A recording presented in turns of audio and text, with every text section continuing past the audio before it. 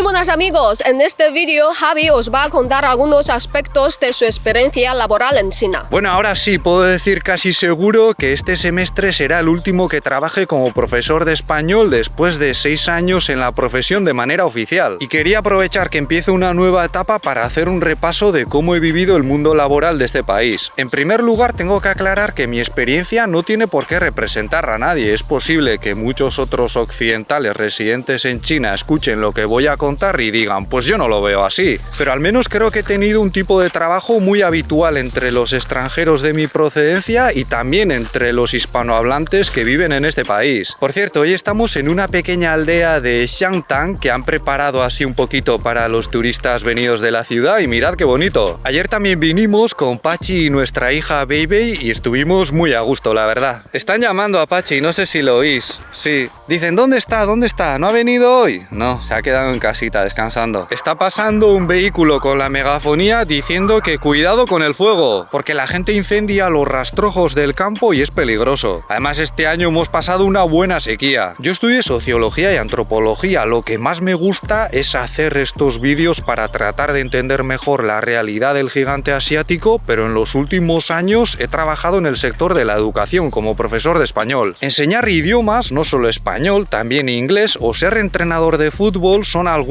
de las profesiones más populares entre los llegados de España. Y en mi caso he trabajado tanto para empresas privadas como para centros públicos. De hecho, si contamos la experiencia extraoficial, acumulo más años en el sector privado y creo que la diferencia es bastante grande. Estamos en esta especie de museo centro cultural de la aldea y no sé si notáis el eco que hay. ¡Eco! Estas cosas las hacen cada vez más en las zonas rurales de China y la verdad es que se agradece mucho. En China, en general, si trabajas en una empresa estatal o un centro público, las condiciones son mejores. A ver, es posible que si vamos a los casos particulares, algunos digan, pues yo gano más en la privada. Pero si miramos los datos estadísticos a nivel nacional, la diferencia es muy clara y también la notamos los extranjeros. También hay que ver cuánto trabajas y cuánto te pagan cada hora. En mi caso, en los centros públicos siempre me han tratado mucho mejor. Para que os hagáis una idea, en estos centros he llegado a ganar más trabajando menos de la mitad, con muchas menos horas extra de oficina y demás. Pero también es cierto que en algunos centros privados, sobre todo en aquellos asociados a universidades extranjeras de prestigio, a partir de cierto número de horas a la semana ya se empiezan a ganar cantidades que superan con creces mi salario. Pero si yo hubiese trabajado de esa manera, seguramente no habría tenido tiempo para hacer tantos vídeos. Y otra cosa a tener en cuenta para ese tipo de ofertas laborales es que a lo mejor ya exigen un nivel académico más alto. Yo como mucho he llegado a dar 18 clases a la semana de 45 minutos cada una y con 30 estudiantes más o menos. Eso fue en un centro privado, sin seguridad social, sin los 5 seguros. No me pagaban mucho por cada hora de trabajo, pero me ofrecían un apartamento de casi 50 metros cuadrados. Y en los 2 centros públicos en los que he trabajado siempre me han incluido los 5 seguros con pensión. He estado sin apartamento, pero el salario y la cantidad de horas lo compensaban. Para mí, tanto en China como en España, trabajar en empresas privadas es igual a más explotación. Y yo creo que la gran mayoría de los chinos estarían de acuerdo conmigo. Aquí la prioridad para muchísimos estudiantes sigue siendo convertirse en funcionarios. Y pongo la mano en el fuego a que la gran mayoría de los trabajadores prefieren ser empleados de una empresa estatal que de una empresa privada, aunque en algunos sectores haya excepciones. Afortunadamente en China todavía hay empresas estatales en prácticamente todos los rincones del mercado. A veces cuesta un poco más dar con ellas, pero en general las condiciones laborales y sobre todo lo que ganas por cada hora metida no tiene nada que ver. En otras ocasiones ya os he contado que en general el trato con los estudiantes chinos es muy bueno. Apenas dan problemas en la clase, a menudo tratan a los profesores casi como si fuesen sus padres, con muchísimo respeto, tal y como manda el confucianismo. Y a mí lo más molesto, entre comillas, que me han hecho es dormirse en clase o jugar a videojuegos a escondidas. Si cometo un error, por muy burro que sea, lo normal es que me lo comenten después de la clase en privado, rara vez delante de los demás. Yo estoy hablando de estudiantes universitarios que han sacado más o menos buenas notas para llegar a donde están. Si te toca trabajar en un centro privado para niños ricos, a lo mejor te encuentras otra cosa. ¿Y qué pasa con los jefes, los compañeros de trabajo y el ambiente laboral? Pues yo he escuchado a mucha gente decir que aquí la jerarquía es muy importante y hasta cierto punto es verdad. Yo además añadiría, ¿y dónde no lo es? Pero de acuerdo con mi experiencia, es poco probable que tus superiores te critiquen de manera humillante o agresiva en público, porque eso en general se considera muy ofensivo. A A mí la verdad es que eso rara vez me ha preocupado en China y siempre me he sentido tranquilo ante mis jefes. Ojo, no estoy diciendo que en España tuviese más miedo haciendo este tipo de trabajos, pero es verdad que allí a veces nos vamos un poquito más de la lengua y las críticas pueden ser muy directas. Aquí hay que tener más cuidado, especialmente de abajo arriba, pero también de arriba abajo. El problema es que a mí eso a veces me ha generado una falsa sensación de seguridad e incluso superioridad, haciendo comentarios y bromas que más de una vez no han sido bien recibidos y yo no me he dado cuenta de ello.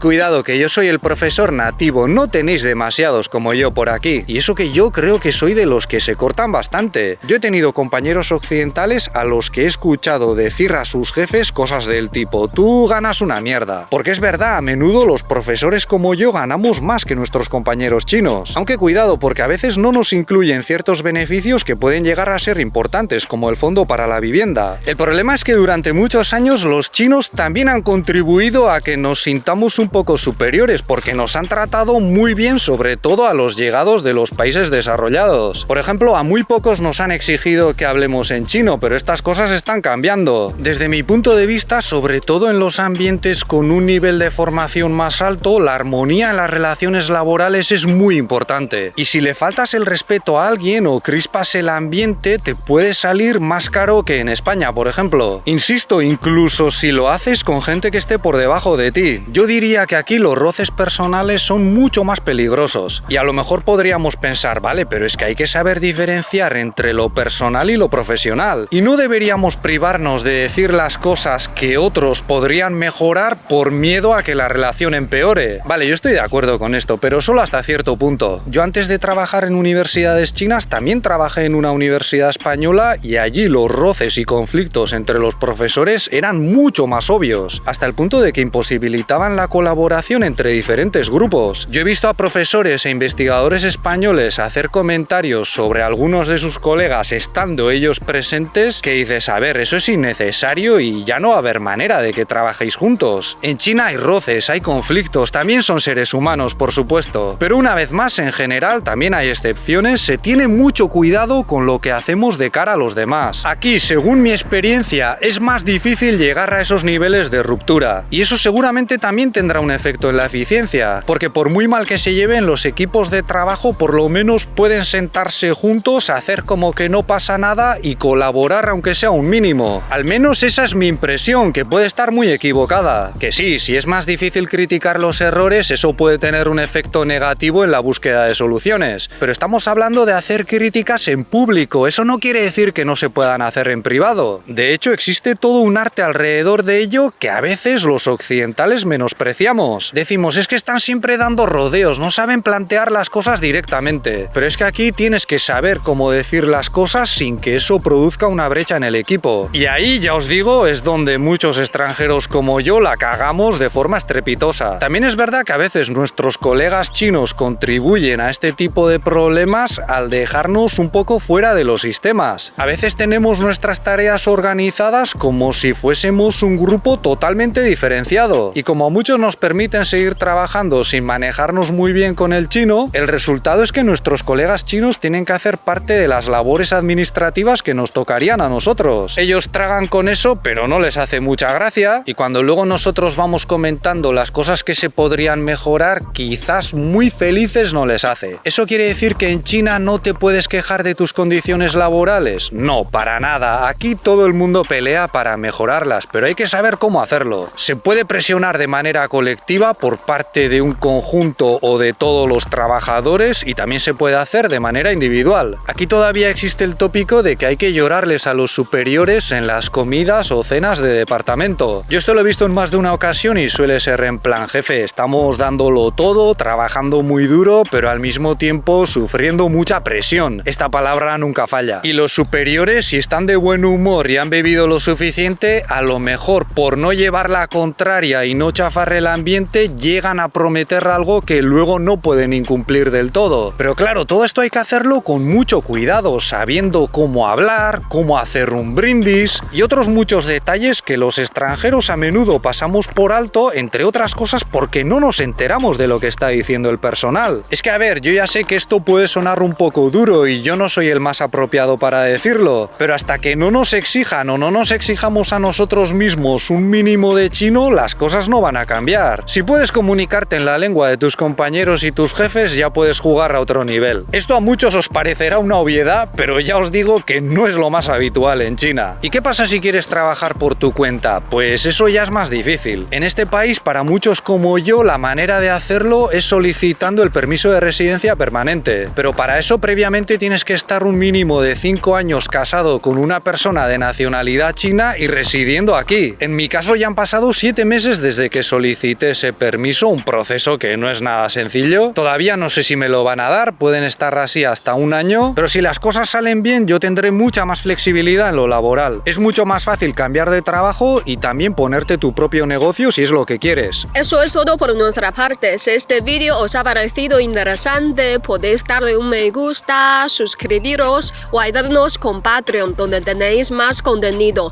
como directos y mis clases de mandarín. Muchas gracias por vuestra atención y hasta la próxima. ¡Hasta luego!